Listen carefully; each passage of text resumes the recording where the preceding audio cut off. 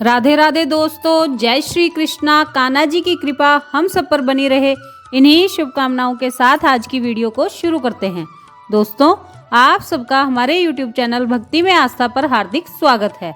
आज की इस वीडियो में हम आपको श्री शिव महापुराण की वायव्य संहिता के उत्तरखंड का 33 और 34वां अध्याय पढ़कर सुनाएंगे। आप सबसे रिक्वेस्ट है कि वीडियो को पूरा और ध्यान से सुनिएगा। चलिए शुरू करते हैं। वायु देव का अंतर्धान। ऋषियों का सरस्वती में अवभृत स्नान और काशी में दिव्य तेज का दर्शन करके ब्रह्मा जी के पास जाना, ब्रह्मा जी का उन्हें सिद्धि प्राप्ति की सूचना देकर मेरु के कुमार शिखर पर भेजना। सूत जी कहते हैं, इस प्रकार क्रोध को जीतने वाले उपमन्यु से यदुकुल नंदन श्री कृष्ण ने जो ज्ञान योग प्राप्त किया था, उसका प्रणत भाव से बैठे हुए उन मुनियों को उपदेश देकर आत्मदर्शी वायुदेव सायकाल आकाश में अंतर्धान हो गए। तदंतर प्रातः काल नैमिषारण्य के समस्त तपस्वी मुनि सत्र के अंत में अवभृत स्नान करने को उद्यत हुए। उस समय ब्रह्मा जी के आदेश से साक्षात सरस्वती देवी स्वादिष्ट जल से भरी हुई स्वच्छ सुंदर नदी के रूप में वहां बहने लगी। सरस्वती नदी को उपस्थित देख मुनि मन ही मन बड़े प्रसन्न हुए। उन्होंने सत्र समाप्त करके उसमें अवगाहन अर्थात स्नान आरंभ किया। उस नदी के मंगलमय जल से देवता आदि का तर्पण करके पूर्व वृतांत का स्मरण करते हुए वे सब के सब वाराणसी पुरी की ओर चल दिए। उस समय हिमालय के श्री चरणों से निकलकर दक्षिण की ओर बहने वाली भागीरथी का दर्शन करके उन ऋषियों ने उसमें स्नान किया और भागीरथी के ही किनारे का मार्ग पकड़कर वे आगे बढ़े। तदंतर वाराणसी में पहुंचकर उन सबको बड़ी प्रसन्नता हुई।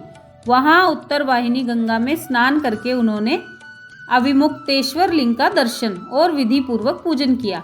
पूजन करके जब वे चलने को उद्यत हुए, तब उन्होंने आकाश में एक दिव्य और परम अद्भुत प्रकाशमान तेज देखा, जो करोड़ों सूर्यों के समान जान पड़ता था। उसने अपनी प्रभा के प्रसार से संपूर्ण दिगंत को व्याप्त कर लिया था। तदंतर जिन्होंने अपने शरीर में भस्म लगा रखा था, वे सैकड़ों सिद्ध पाशुपत मुनि निकट जाकर उस तेज में लीन हो गए। उन तपस्वी महात्माओं के इस प्रकार लीन हो जाने पर वह तेज तत्काल अदृश्य हो गया। वह एक अद्भुत सी घटना घटित हुई। उस महान आश्चर्य को देखकर वे नैमिषारण्य के निवासी महर्षि यह क्या है, इस बात को न जानते हुए ब्रह्मवन को चले गए। इनके जाने से पहले ही लोक पावन पवनदेव वहां जा पहुंचे। उन्होंने नैमिषारण्यवासी ऋषियों का जिस प्रकार साक्षात्कार हुआ, जिस तरह उनसे उनकी बातचीत हुई, उन ऋषियों की शुद्ध बुद्धि जिस प्रकार पार्षदों सहित सांब सदाशिव में लगी थी और जिस प्रकार उन यज्ञ परायण ऋषियों का वह दीर्घकालिक यज्ञ पूरा हुआ था, ये सारी बातें जग सत्रष्टा ब्रह्मयोनि ब्रह्मा जी को बताई। फिर अपने कार्य के लिए उनसे आज्ञा ले वे अपने नगर को चले गए। तदंतर अपने स्थान पर बैठे हुए ब्रह्मा जी गान की कला में परस्पर स्पर्धा रखने तथा विवाद करने वाले तुम्बरु और नारद के गान जनित रस का आस्वादन करते हुए वहां मध्यस्थता करने लगे। उस समय वे गंधर्वों और अप्सराओं से सेवित हो सुखपूर्वक बैठे थे। उस वेला में किसी बाहरी व्यक्ति को वहां जाने का अवसर नहीं दिया जाता था। इसलिए जब नैमिषारण्य निवासी मुनि वहां पहुंचे, तब द्वारपालों ने उन्हें द्वार पर ही रोक दिया। वे मुनि ब्रह्म भवन से बाहर ही पार्श्व भाग में बैठ गए। इधर संगीत गोष्ठी में नारद ने तुम्बरु की समानता प्राप्त की। तब परमेष्ठी ब्रह्मा जी ने उन्हें तुम्बरु के साथ रहने की आज्ञा दी और वे पारस्परिक स्पर्धा को त्याग कर तुम्बरु के परम मित्र हो गए। तत्पश्चात गंधर्वों और अप्सराओं से घिरे हुए नारद नकुलेश्वर महादेव को वीणा गान सुनाकर संतुष्ट करने के लिए तुम्बरु के साथ ब्रह्म भवन से उसी प्रकार निकले जैसे मेघों की घटा से सूर्य देव बाहर निकलते हैं। उस समय मुनिवर नारद को देखकर उन 6 कुलों में उत्पन्न हुए ऋषियों ने प्रणाम किया और बड़े आदर के साथ ब्रह्मा जी से मिलने का अवसर पूछा। नारद जी का चित्त दूसरी ओर लगा था और वे बड़ी उतावली में थे, अतः उनके पूछने पर बोले, यही अवसर है, आप लोग भीतर जाइए। यह कहते हुए वे चले गए। तदंतर द्वारपालों ने ब्रह्मा जी को उन ऋषियों के आगमन की सूचना दी। उनकी आज्ञा पाकर वे सब एक साथ ब्रह्मा जी के भवन में प्रविष्ट हुए। भीतर जाकर उन्होंने दूर से ही दंड की भांति पृथ्वी पर गिरकर ब्रह्मा जी को प्रणाम किया। फिर उनका आदेश पाकर वे ऋषि उनके पास गए और चारों ओर से उन्हें घेर कर बैठे। उन्हें वहां बैठा देख कमलासन ब्रह्मा ने उनका कुशल समाचार पूछा और बताया कि मुझे तुम लोगों का सारा वृतांत ज्ञात हो चुका है, क्योंकि वायुदेव ने ही यहाँ सब कुछ कहा है। अब तुम बताओ, जब वायुदेव तुम्हें कथा सुनाकर अदृश्य हो गए तब तुमने क्या किया?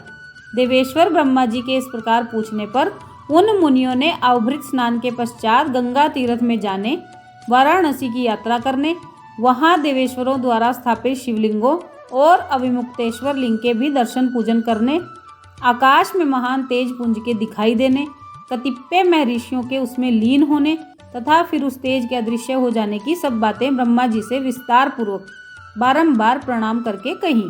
साथ ही यह भी बताया कि हम अपने मन में बहुत विचार करने पर भी उस तेज को ठीक ठीक जान न सके। मुनियों का कथन सुनकर विश्व सत्रष्टा चतुर्मुख ब्रह्मा जी ने किंचित सिर हिलाकर गंभीर वाणी में कहा, महर्षियों, तुम्हें परम उत्तम पारलौकिक सिद्धि प्राप्त होने का अवसर आ रहा है।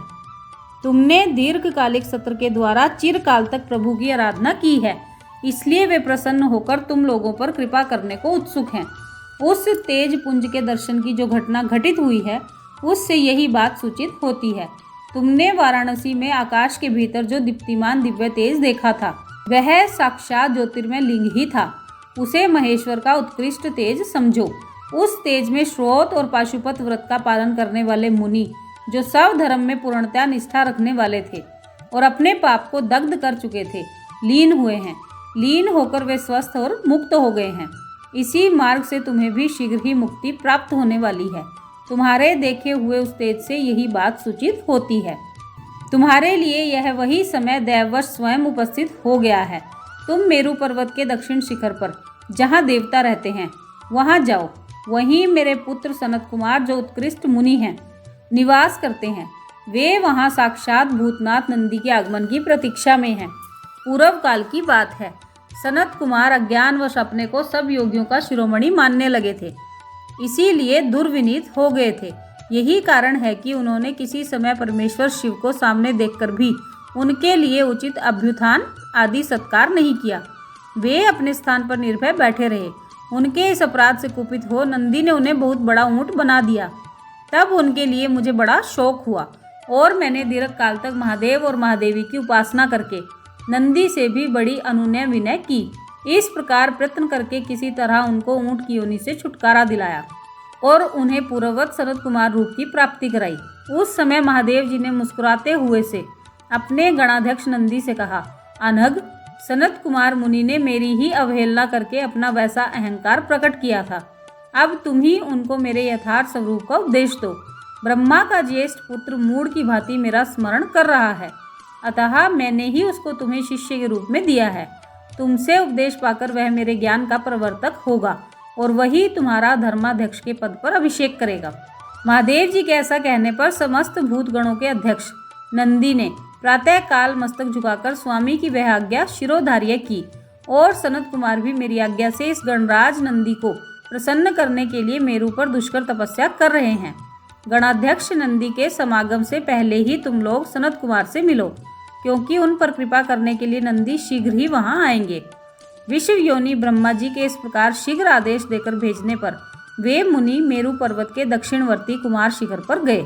ये था 33वां अध्याय। अब 34वां अध्याय सुनिए।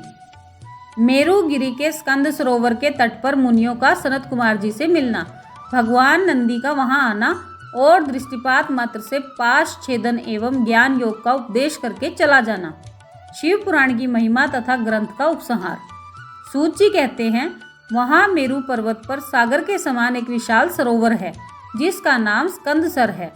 उसका जल अमृत के समान स्वादिष्ट, शीतल, स्वच्छ, अगाध और हल्का है। वह सरोवर सब ओर से स्फटिक मणि के शिलाखंडों के द्वारा संगठित हुआ है। उसके चारों ओर सभी ऋतुओं में खिलने वाले फूलों से भरे हुए वृक्ष उसे आच्छादित किए रहते हैं। उस सरोवर में सेवार, उत्पल, कमल और कुमुद के पुष्प तारों के समान शोभा पाते हैं और तरंगे बादलों के समान उठती रहती हैं, जिससे जान पड़ता है कि आकाश ही भूमि पर उतर आया है। वहाँ सुखपूर्वक उतरने चढ़ने के लिए सुंदर घाट और सीढ़ियाँ हैं। वहाँ की भूमि नीली शिलाओं से आबद्ध है।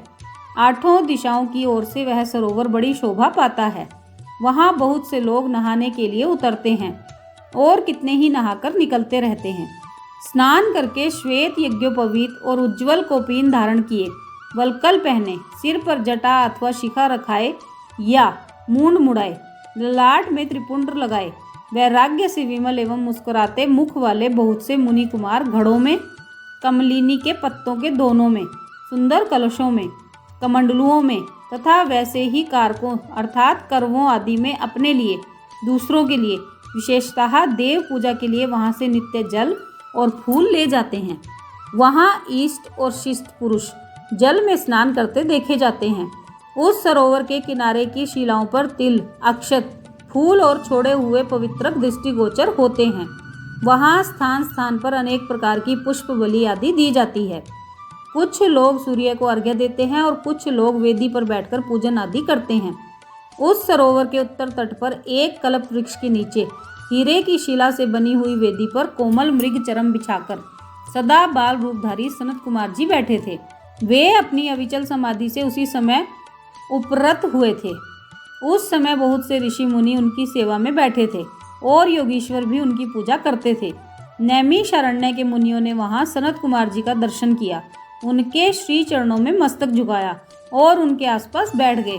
सनत कुमार जी के पूछने पर उन ऋषियों ने उनसे ज्यों ही अपने आगमन का कारण बताना आरंभ किया, त्यों ही आकाश में दुंदुभियों का तुमुल नाद सुनाई दिया। उसी समय सूर्य के समान तेजस्वी एक विमान दृष्टिगोचर हुआ, जो असंख्य गणेश्वरों के द्वारा चारों ओर से घिरा हुआ था। उसमें अप्सराएं तथा रुद्र कन्याएं भी थी। वहां मृदंग, ढोल और वीणा की ध्वनि गूंज रही थी। उस विमान में विचित्र रतन जटित चंदोवा तना था और मोतियों की लड़ियां उसकी शोभा बढ़ा रही थी। बहुत से मुनि, सिद्ध, गंधर्व, यक्ष, चारण और किन्नर नाचते गाते और बाजे बजाते हुए उस विमान को सब ओर से घेर कर चल रहे थे।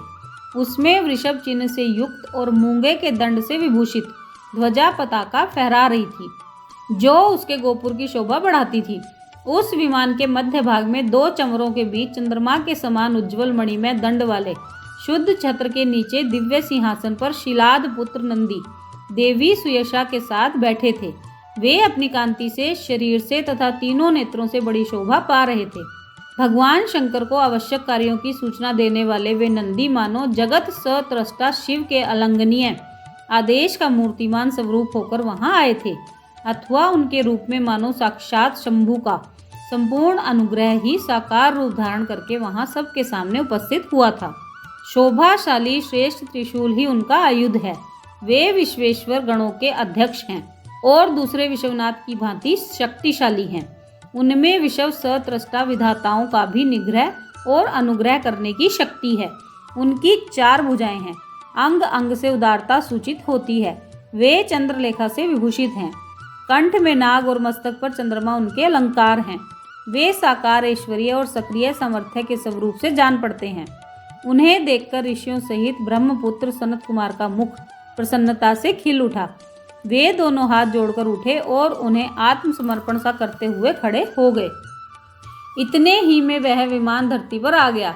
सनत कुमार ने देव नंदी को साष्टांग प्रणाम करके उनकी स्तुति की और मुनियों का परिचय देते हुए कहा, ये 6 कुलों में उत्पन्न ऋषि हैं, जो नैमिषारण्य में दीर्घ काल से सत्र का अनुष्ठान करते थे। ब्रह्मा जी के आदेश से आपका दर्शन करने के लिए ये लोग पहले से ही यहाँ आए हुए हैं। ब्रह्मपुत्र सनत कुमार का यह कथन सुनकर नंदी ने दृष्टिपात मात्र से उन सबके पाशों को तत्काल काट डाला और ईश्वरीय शैव धर्म एवं ज्ञान योग का उपदेश देकर वे फिर महादेव जी के पास चले गए। सनत कुमार ने वह समस्त ज्ञान साक्षात मेरे गुरु व्यास को दिया और पूजनीय व्यास जी ने मुझे संक्षेप से वह सब कुछ बताया। त्रिपुरारी शिव के इस पुराण रत्न का उपदेश वेद के न जानने वाले लोगों को नहीं देना चाहिए। जो भक्त और शिष्य ना हो उसको तथा नास्तिकों को भी इसका उपदेश नहीं देना चाहिए। यदि मोहवश इन अनधिकारियों को इसका उपदेश दिया गया तो यह नरक प्रदान करता है।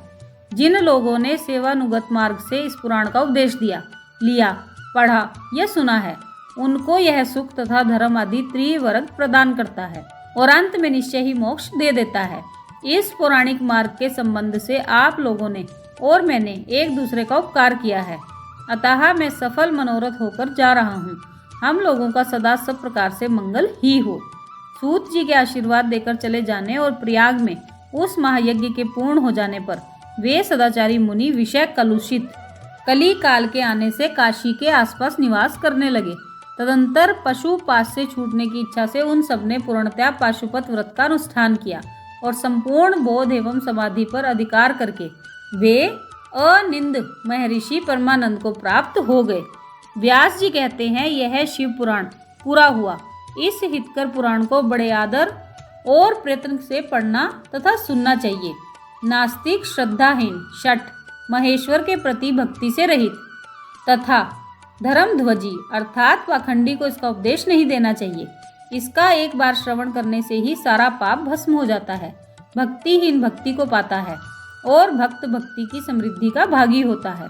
दोबारा श्रवण करने पर उत्तम भक्ति और तीसरी बार श्रवण करने पर मुक्ति सुलभ हो जाती है। इसलिए मुमुक्षु पुरुषों को बारंबार इसका श्रवण करना चाहिए। किसी भी उत्तम फल को पाने के लिए शुद्ध बुद्धि से इस पुराण की 5 आवृत्ति करनी चाहिए। ऐसा करने से मनुष्य उस फल को प्राप्त कर लेता है, इसमें संशय नहीं है। प्राचीन काल के राजाओं, ब्राह्मणों तथा श्रेष्ठ वैश्यों ने इसकी 7 आवृत्ति करके शिव का साक्षात दर्शन प्राप्त किया है। जो मनुष्य भक्ति परायण हो इसका श्रवण करेगा, वह भी इहलोक में संपूर्ण भोगों का उपभोग करके अंत में मोक्ष को प्राप्त कर लेगा। यह श्रेष्ठ शिव पुराण भगवान शिव को अत्यंत प्रिय है। यह वेद के तुल्य माननीय, भोग और मोक्ष देने वाला तथा भक्ति भाव को बढ़ाने वाला है। अपने प्रमथ गणों, दोनों पुत्रों तथा देवी पार्वती जी के साथ भगवान शंकर इस पुराण के वक्ता और श्रोता का सदा कल्याण करें। हर हर महादेव। ये था 34वां अध्याय। इसके साथ ही शिव पुराण भी संपूर्ण हो जाता है। भगवान भोलेनाथ और आदि माता पार्वती की कृपा सभी भक्तजनों पर बनी रहे, यही प्रार्थना उनसे करती हूँ। तो दोस्तों, ये था श्री शिव महापुराण की वायव्य संहिता के उत्तरखंड का 33वां और 34वां अध्याय। आप सबने वीडियो को ध्यान से सुना, इसके लिए आपका धन्यवाद। आज की वीडियो में बस इतना ही। कल फिर मिलेंगे एक और नई वीडियो के साथ। तब तक स्वस्थ रहिए, मस्त रहिए, अपना और अपनों का ख्याल रखते रहिए और बाबा भोलेनाथ के श्री चरणों से जुड़े रहिए। राधे राधे दोस्तों। जय श्री कृष्णा, जय माता दी।